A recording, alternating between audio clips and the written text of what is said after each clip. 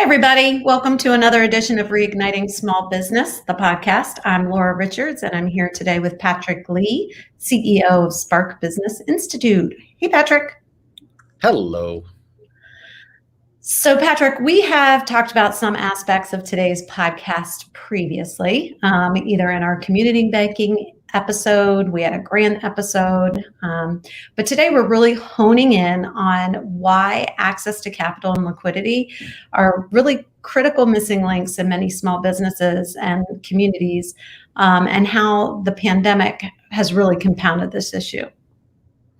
Yeah, and when we were originally talking about what our topic was going to be, and started looking into this, we were generally thinking about the businesses that we're working with who are trying to access federal COVID recovery funds and haven't seen their funds come through. And in fact, have seen almost a slowdown. Like when this started, there seemed like there was a spurt of activity to get the money into people's hands. But this round here, I have folks who've been waiting for months, and all they get is when they call into the SBA is yours is in process, we're working on it. We can tell you nothing, which doesn't help a business owner who is, if they're applying for this money, they obviously need it. And, how are they supposed to plan? Because are they actually going to get it? When will it be there, et cetera, right? So that was what we were originally looking at. And when we started looking at that, we discovered a few things that I think are quite interesting. One is that there is still $4.5 billion in the system right now for COVID recovery grants and loans. Okay, that's a lot. And we've even heard in Washington folks saying, well, the program was overfunded and all that. And as we're digging down, we're finding no, it was not. Okay, this is more about access than it is about need. Okay, so we're still talking to undercapitalized businesses regarding all of these payouts, EIDL, and so on. And we also know that as of June 16th, 2021, just $550 million of the EIDL supplemental grants, $5 billion funding has been used. Okay. Of the targeted EIDL grants, $30 billion total available funds, only $1.5 billion has been given out, according to SBA officials. There is something inherently wrong here. Okay. So we see, all that's true, there is money and it's not going where it needs to go, but it even gets worse. We have populations right now that are even more restricted to accessing these loans, and these populations have been shown to need them in a dire way. I mean, they may need them more than the populations we're talking about right now. So we decided to sort of shift our focus a little bit. We're still covering the same topic, but we wanted to start exploring that specific inaccessibility of capital to those communities that are in dire need. That's so true, Patrick. And we know from our work with small business owners that a lot of people lacked capital before the pandemic. So this isn't just something that's happened most recently.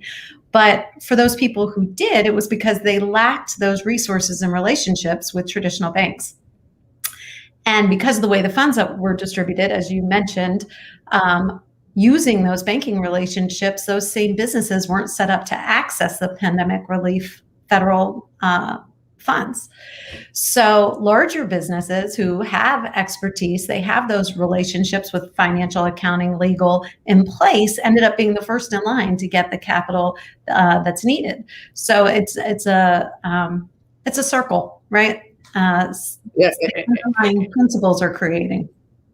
And it's also government tends to work in a blunt manner, right? They're not surgical. We just take a big chunk of something and throw it out there and then hope it has the impact. But when you're dealing with small businesses and these communities that are on the edge all over the country in different geographic areas, different, locales, everything is different.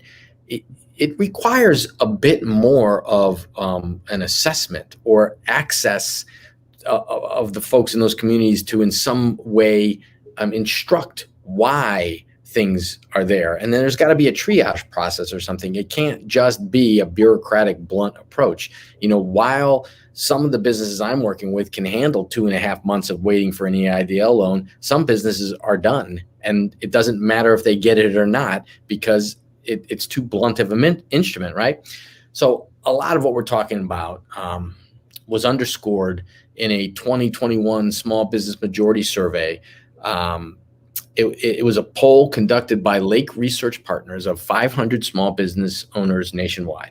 And the survey explored how small business owners accessed capital before the COVID-19 crisis, underscoring why many have struggled with federal relief programs now. So before the pandemic hit, more than 1 in 5, it was 21%, of small businesses did not have a business banking relationship with a bank or a credit union.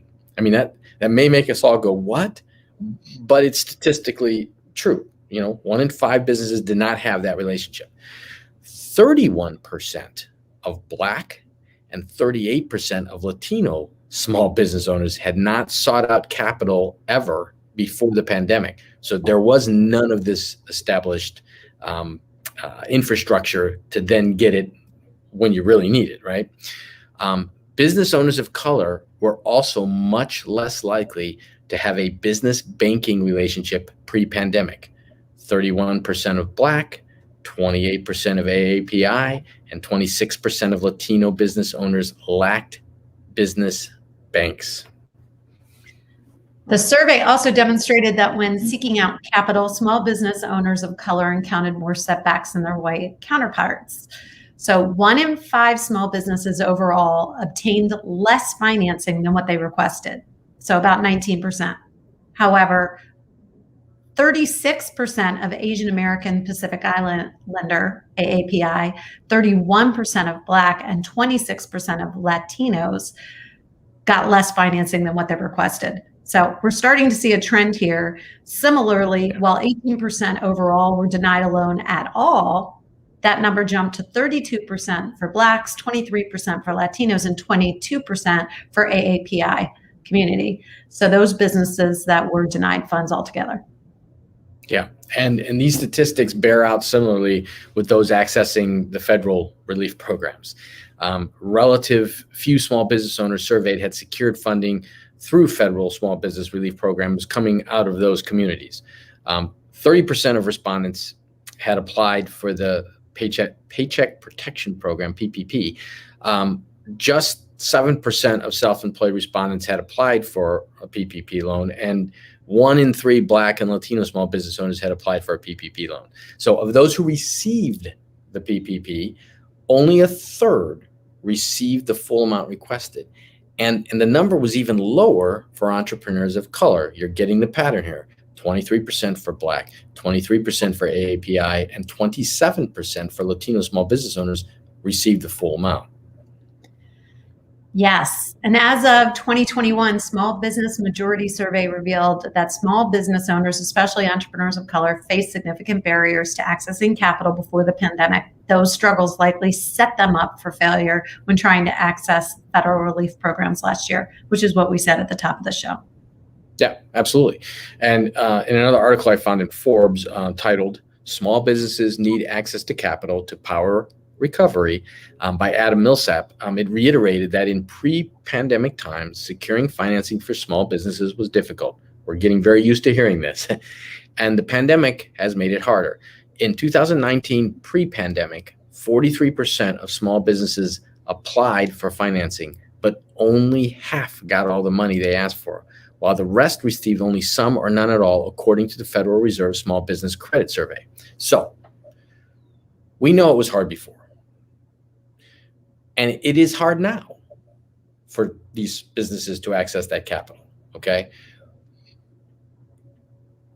Traditional banks are generally the biggest source of funding for these small businesses. And, other financing comes from personal savings, friends, family members. But there's become, a need for additional methods. And one of the obvious ones that kind of jumps to the fore with how digital we have become, how much we spend our time in cyberspace, right? Fintech companies and online lenders such as Lending Club and Cabbage These are relatively new ways small businesses can connect with financing. According to the most recent Small Business Credit Survey, online lenders were the third most popular funding source for small businesses over the last 5 years, after banks and friends or family members. But people in many minority communities lack those same relationships they lack with in the banking piece. They also tend to not have as much access to some of these things. So they end up, in a lot of instances, out of desperation, turning to predatory lending sources. And when we started looking at the predatory lending sources, this whole thing just compounds. Unfortunately, the reality is when a small business doesn't have access to qualify for a loan, either they're a startup, they don't have proven numbers, and they don't have, a relationship or collateral maybe to leverage. There are few options outside of friends and family. So they turn to other sources, and many of those are predatory. There are now online predatory sources that aren't valid lenders. They're more like a payday lender. So let's talk about payday lending, because in a lot of neighborhoods, without community banks and without other solutions, that may be the only place some of these people have to go when there's no other options. And those lenders suck the money out of the communities they serve. So for small businesses that are finding it difficult, these short-term loans carry really, really high interest rates. They can be called cash advances. And the loans are based on how much the business earns. They might require a pay stub in order to grant the loan. And they come with extremely high fees and interest rates that have up to a 400% APR. So not only that, but they're very aggressive. So that they can be aggressive through salespeople and sales tactics, hounding you once they have you and have your information, but also in their collections practices. Yeah. According to the Pew Charitable Trusts, 12 million people per year use payday loans, largely coming from, of course, very vulnerable segments of the population, including Black borrowers, low-wage earners, and people without a college degree, right? In fact, one study found that Black wage earners are three times as likely as white wage earners, and Latinx wage earners are twice as likely to take out a payday loan. So, the use of payday loans it's not only predatory to the individual, it has been linked to a doubling in bankruptcy rates of those folks who use them. So, we end up here after looking at all of this and dissecting it and all, and we go, the question is, how do we begin to address these inherent disparities and inequities that are baked into this system? Patrick, when you say that, it's just so reminds me of the same thing that happened with the subprime mortgage situation that was really targeted at some of the same communities that we're talking about, where there was a disparity between those communities suffering and others.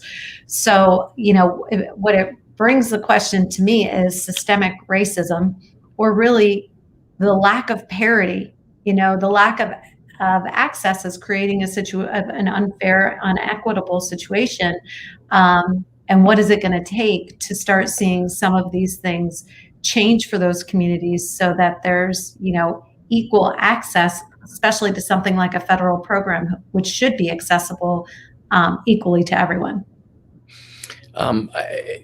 And there's 2 points to that too that need to be addressed. I want to just comment on the systemic racism because, there's a huge topic right now in our society, and people, are talking about this, and they're saying all sorts of things. And one of the things that is come across to me in these conversations is that white folks who hear the word systemic racism and they get a little bit angry, because what that means to them, in their mind, the definition of systemic racism is that every white person's racist.